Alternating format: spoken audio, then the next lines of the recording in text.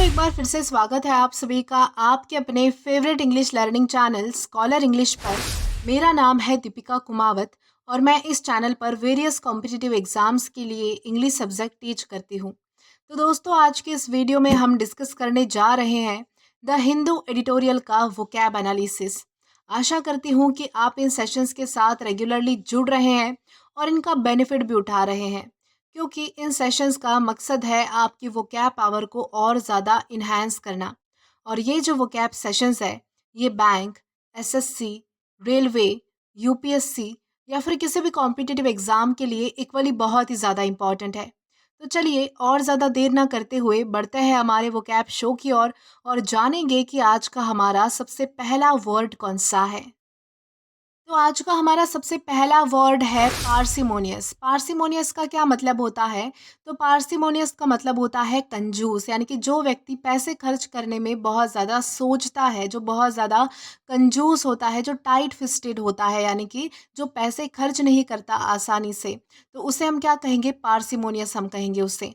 और ये हमारे पास पार्ट्स ऑफ स्पीच में एग्जेक्टिव है, यानी कि विशेषण है। सिनोनिम इसका होता है माइजर या फिर स्टिंगी, यानी कि जो इंसान जो है वो बहुत ही ज़्यादा टाइट फिस्टेड होता है, कंजूस होता है, जिसे पैसे खर्च करने से डर लगता है, जो आसानी से पैसों को खर्च नहीं कर पाता, ऐसे व्यक्ति को हम क्या कहेंगे? ऐसे व्यक्ति को हम कहते हैं कंजूस, जिसका मतलब होता है माइजर या फिर स्टिंगी। अब अगर बात की जाए इसके एग्जाम्पल की, तो एग्जाम्पल इसका है he was so parsimonious that he hesitated to buy even basic necessities. यानी कि वो इतना ज़्यादा कंजूस है कि वो जो है वो अपनी बेसिक नेसेसिटीज़, यानी कि जो ज़रूरत की चीज़ें हैं, उस पर भी खर्च करने से उसको हिचकिचाहट होती है, यानी कि उन सब चीज़ों पर भी वो खर्च करने से पहले जो है वो पैसा 100 बार सोचता है कि मुझे खर्च करना चाहिए या फिर नहीं। तो ऐसे इंसान को, यानी कि ऐसे व्यक्ति को, पार्सिमोनियस को हम क्या कहेंगे? कंजूस कहेंगे। और इसका जो है हम वो अलग अलग सेंटेंसेस में, अलग अलग कॉन्टेक्स्ट में, यानी कि यूज़ कर सकते हैं। देन इसी के साथ हम आगे जाएंगे हमारे नेक्स्ट वर्ड की ओर और जानेंगे कि इसके बाद हमारा अगला वर्ड कौन सा है। देन इसके बाद हमारा अगला वर्ड है सुपरसीलियस। सुपरसीलियस का क्या मतलब होता है? सुपरसीलियस का मतलब होता है घमंडी या फिर अहंकार, यानी कि ऐसा व्यक्ति जिसे बहुत ज़्यादा एटीट्यूड होता है, बहुत ज़्यादा घमंड होता है, उसे हम क्या कहेंगे? उसे हम कहेंगे सुपरसीलियस। और ये हमारे पास पार्ट्स ऑफ स्पीच में एग्जेक्टिव है, यानी कि विशेषण है। सिनोनिम इसका होता है एरोगेंट या फिर हॉटी, यानी कि जो ऐसा व्यक्ति जिसे बहुत ज़्यादा घमंड है, बहुत ज़्यादा अहंकार है, बहुत ज़्यादा एटीट्यूड है जिसमें, उसे हम कहेंगे एरोगेंट या फिर हॉटी, जो कि हमारे सुपरसीलियस का सिनोनिम है। अब अगर बात की जाए इसके एग्जाम्पल की, तो एग्जाम्पल इसका है his supercilious attitude made it difficult for others to work with him. यानी कि उसका जो घमंडी नेचर है, यानी कि जिस प्रकार से उसमें एटीट्यूड छाया हुआ है, जिस प्रकार से वो अपना अहंकार जो है वो बढ़ा चढ़ा कर रखता है, उसकी वजह से क्या होता है कि उसके साथ जो है वो बाकी लोगों के लिए जो है वो काम करना डिफ़िकल्ट हो जाता है। क्योंकि ऐसे व्यक्ति के साथ जो है वो कोई भी काम करना पसंद नहीं करता, जिसे जो है वो बहुत ज़्यादा घमंड होता है या फिर एटीट्यूड होता है, अहंकार होता है। तो दोस्तों, इस तरह से हम जो है वो सुपरसीलियस इस वर्ड का अलग अलग सेंटेंसेस में यूज़ कर सकते हैं। देन इसी के साथ हम आगे जाएंगे हमारे नेक्स्ट वर्ड की ओर और जानेंगे कि इसके बाद हमारा अगला वर्ड कौन सा है। तो दोस्तों, इसके बाद हमारा अगला वर्ड है टर्पिट्यूड। टर्पिट्यूड का क्या मतलब होता है? टर्पिट्यूड का मतलब होता है अनैतिकता या फिर दुष्टता, यानी कि जो व्यक्ति बुरा होता है, यानी कि जो भी कोई चीज़ या फिर जो भी कोई व्यक्ति जो बुरी होती है, जो छल कपट से भरी होती है, तो ऐसी चीज़ों को या फिर ऐसे व्यक्ति को हम क्या कहेंगे? ऐसे इंसान को हम कहेंगे टर्पिट्यूड। और ये हमारे पास पार्ट्स ऑफ स्पीच में नाउन है। सिनोनिम इसका होता है विकेटनेस या फिर इमोरालिटी, यानी कि जिसमें कोई मॉरल्स नहीं होते हैं, जिसमें कोई जो है वो नैतिकता नहीं होती है, जिसे मॉरल वैल्यूज़ की कोई यानी कि जिसमें कोई मॉरल वैल्यूज़ नहीं होती है, अच्छी सीख नहीं होती है, जो बुरा इंसान होता है, विकेटनेस होता है, यानी कि जो इविल इंसान होता है, उसे हम क्या कहेंगे? विकेटनेस या फिर इमोरालिटी, यानी कि इन सारे गुणों को हम क्या कहते हैं? विकेटनेस या फिर इमोरालिटी कहते हैं, जो कि हमारे टर्पिट्यूड का सिनोनिम है। अब अगर एग्जाम्पल देखें, तो एग्जाम्पल इसका है the criminal was known for his turpitude and cruelty. यानी कि जो क्रिमिनल है, यानी कि जो आरोपी है, उसको क्या किस चीज़ के लिए जाना जाता है? तो उसको जो है वो उसके अनैतिकता के लिए, यानी कि उसमें कोई मॉरल वैल्यूज़ नहीं है, उसके लिए जाना जाता है। उसकी दुष्टता के लिए, यानी कि उसकी बुराई के लिए, उसके विकेडनेस के लिए, यानी कि उसका जो इविल नेचर है उसके लिए जाना जाता है। और क्रुएलिटी, यानी कि जिस तरह से वो एक कठोर और क्रूर व्यक्ति है, इन सारी क्वालिटीज़ के लिए उस क्रिमिनल को जाना जाता है। तो इस कॉन्टेक्स्ट में हम जो है वो टर्पिट्यूड इस वर्ड का अलग-अलग सेंटेंसेस में यूज़ कर पाएँगे। देन इसी के साथ हम आगे जाएँगे हमारे नेक्स्ट वर्ड की ओर और जानेंगे कि इसके बाद हमारा अगला वर्ड कौन-सा है। देन इसके बाद हमारा अगला वर्ड है डिसेमिनेट।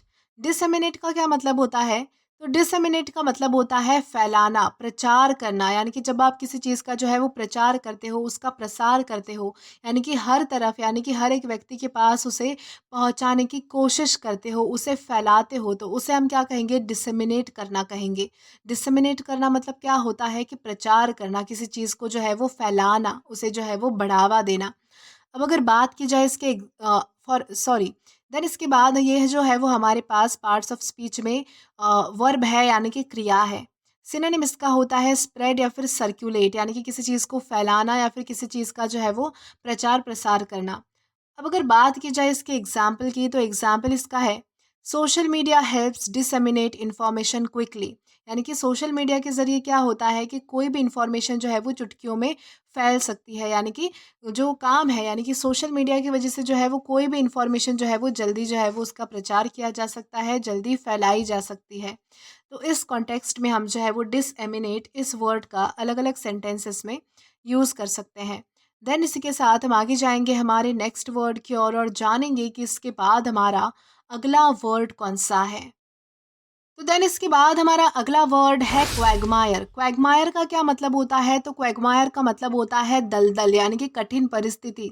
यानी कि जब आप पर बहुत ज़्यादा जो है वो प्रॉब्लम्स आ जाती है, यानी कि आप ऐसे फ़ेज़ में होते हो, ऐसे कंडीशन में होते हो, जहाँ पर आप जो है वो पूरी तरह से फँस चुके हो। यानी कि मानो कि आप दलदल में फँस चुके हो, बहुत ही ज़्यादा कठिन परिस्थितियों ने, यानी कि परेशानियों ने आपको घेर लिया है।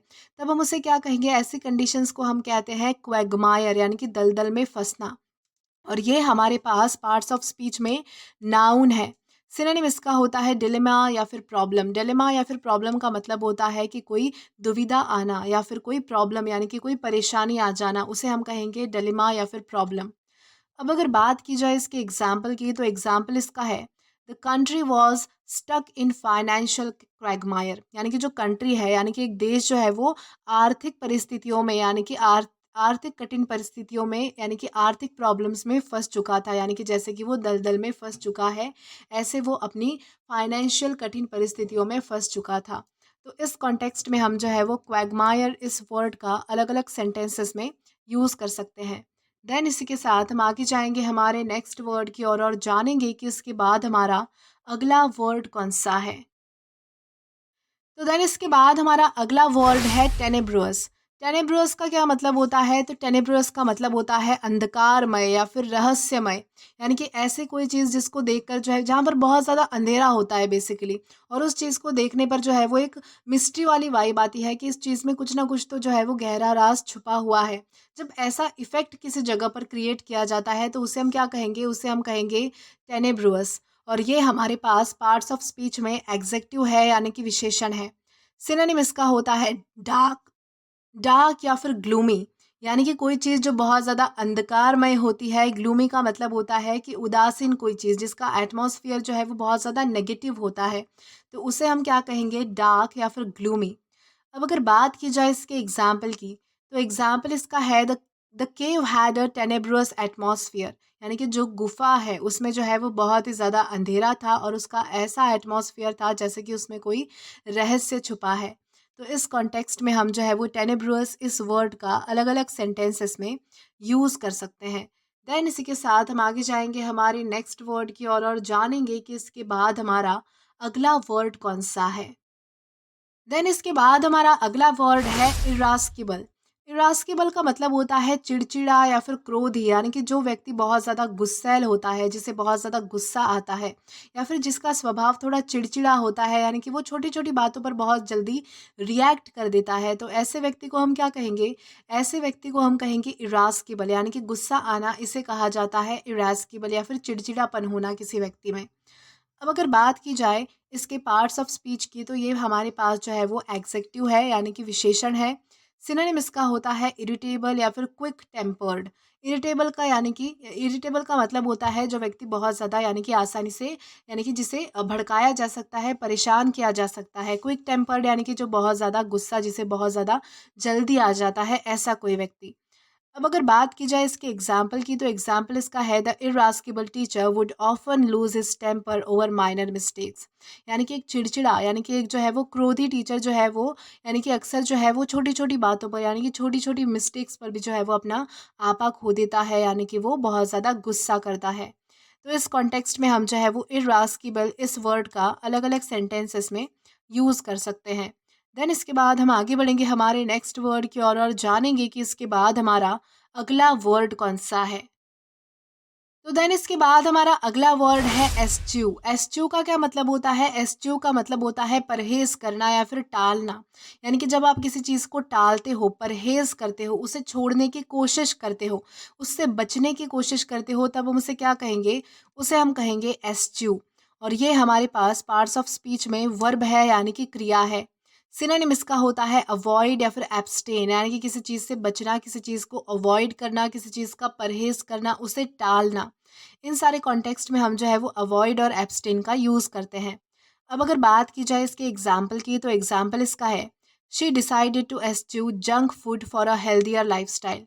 यानी कि उसने जो है वो अपने स्वास्थ्य जीवन के लिए यानी कि हेल्दियर लाइफस्टाइल के लिए जो है वो जंक फूड को छोड़ने का यानी कि जंक फूड से परहेज़ करने का फैसला किया। तो इस कॉन्टेक्स्ट में हम जो है वो एस्च्यू इस वर्ड का अलग अलग सेंटेंसेस में यूज़ कर सकते हैं। देन इसी के साथ हम आगे जाएंगे हमारे नेक्स्ट वर्ड की ओर और जानेंगे कि इसके बाद हमारा अगला वर्ड कौन सा है। देन इसके बाद हमारा अगला वर्ड है डिसकॉन्सोलेट। डिसकॉन्सोलेट का मतलब होता है निराश या फिर उदास, यानी कि जब आप बहुत ज़्यादा हताश हो जाते हो, बहुत ज़्यादा नाराज़ हो जाते हो किसी चीज़ को लेकर, निराश होते हो, उदास होते हो, तो उसे हम क्या कहेंगे? उसे हम कहेंगे डिसकॉन्सोलेट। और ये हमारे पास पार्ट्स ऑफ स्पीच में एग्जेक्टिव है, यानी कि विशेषण है। सिनोनिम इसका होता है डिजेक्टेड या फिर सैड, यानी कि निराश होना, हताश होना या फिर उदास होना।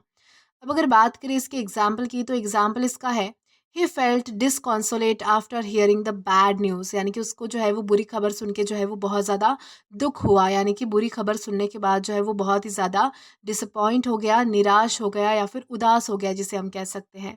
तो इस कॉन्टेक्स्ट में हम जो है वो डिसकॉन्सोलेट इस वर्ड का अलग अलग सेंटेंसेस में यूज़ कर पाएंगे। देन इसी के साथ हम आगे जाएंगे आज के हमारे लास्ट वर्ड की ओर और जानेंगे कि आज का हमारा लास्ट वर्ड कौन सा है। तो दोस्तों आज का हमारा लास्ट वर्ड है कॉनन्ड्रम। कॉनन्ड्रम का मतलब होता है पहेली या फिर जटिल समस्या, यानी कि जब आप ऐसे डिसीजन के बीच फंस जाते हो जहाँ पर आप ये समझ नहीं पाते कि आपको क्या चूज़ करना चाहिए, जो आपके लिए जो है वो एक तरह से प्रॉब्लम बन जाती है या फिर पजल बन जाती है, पहेली बन जाती है कि आपको क्या करना चाहिए। तो ऐसे सिचुएशन को हम क्या कहेंगे? ऐसी परिस्थितियों को हम कहेंगे कॉनन्ड्रम। और ये हमारे पास पार्ट्स ऑफ स्पीच में नाउन है। सिनोनिम इसका होता है पजल या फिर डिलेमा। डिलेमा का अभी मैंने आपको मतलब समझाया था कि दुविधा में फंसना, कोई समस्या में फंसना। पजल का मतलब होता है पहेली या फिर गुत्थी, जिसे हम कहते हैं। अब अगर बात की जाए इसके एग्जाम्पल की, तो एग्जाम्पल इसका है choosing between two equally good job offers was a real conundrum. यानी कि जब आपके पास दो जॉब के ऑफर होते हैं और दोनों ही बहुत ज़्यादा अच्छे होते हैं, यानी कि आप डिसाइड नहीं कर पाते हो कि आपको इन दोनों में से कौन सा चूज़ करना है। यानी कि जब आपके पास दो जॉब ऑफर है और उनमें से किसी एक को चूज़ करना, ये सबसे बड़ी समस्या है और ये सबसे बड़ी पहेली है। तो इस कॉन्टेक्स्ट में हम जो है वो कॉनन्ड्रम इस वर्ड का अलग अलग सेंटेंसेस में यूज़ कर पाएंगे। तो दोस्तों आज के लिए बस इतना ही। आज की इस क्लास का पीडीएफ आप हमारे टेलीग्राम चैनल के थ्रू एक्सेस कर सकते हैं।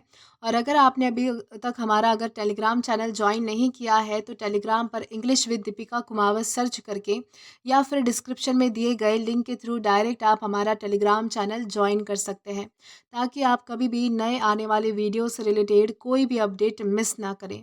और दोस्तों अगर आपको आज का ये वीडियो पसंद आया है या फिर हेल्पफुल लगा है, तो do like this video, subscribe the channel and share as much as you can.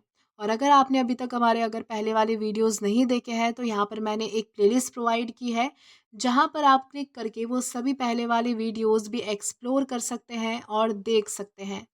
Till then keep learning. Thank you.